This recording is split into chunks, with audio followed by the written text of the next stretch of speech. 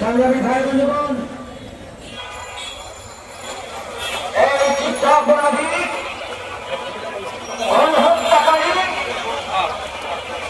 নেতানিয়াহুকে অবিলম্বে আন্তর্জাতিক আদালতের মাধ্যমে গ্রেপ্তারি পরোয়ানা জারি করে তাকে গ্রেপ্তার করতে হবে।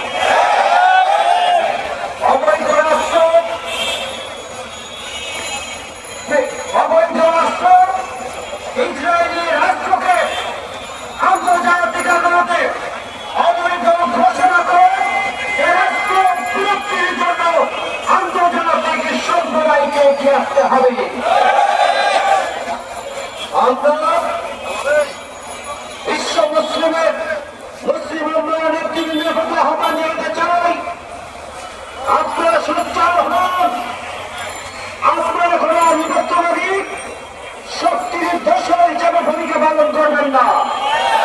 প্রত্যেকটি মুসলিম রাষ্ট্রে নিজ নিজ অবস্থান থেকে ওই ইহুদিবাদী গোষ্ঠী ওই নেতানিয়াহু রাষ্ট্র ইসরায়েলের বিরুদ্ধে শক্তিশালী প্রতিরোধ করে তোলার জন্য আপনাদেরকে সোচ্চার হতে হবে।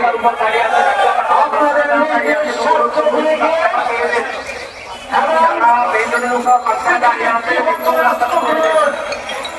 আপনারা পক্ষ বিপক্ষের সেই তথাকথিত খেলা বাদ দিয়ে ইরানের দাবি পাওয়ার জন্য রক্ষার জন্য উদ্ধারের জন্য ফিলিস্তিন ফাঁসির পাশে এসে দাঁড়াতে হবে।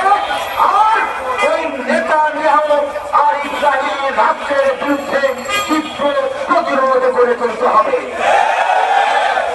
আমি বিশ্ব সম্প্রদায়ের প্রতি আহ্বান জানাতে চাই, এদের প্রতি রাষ্ট্রগুলোর অর্থনৈতিক অবরোধ চালু করা দরকার।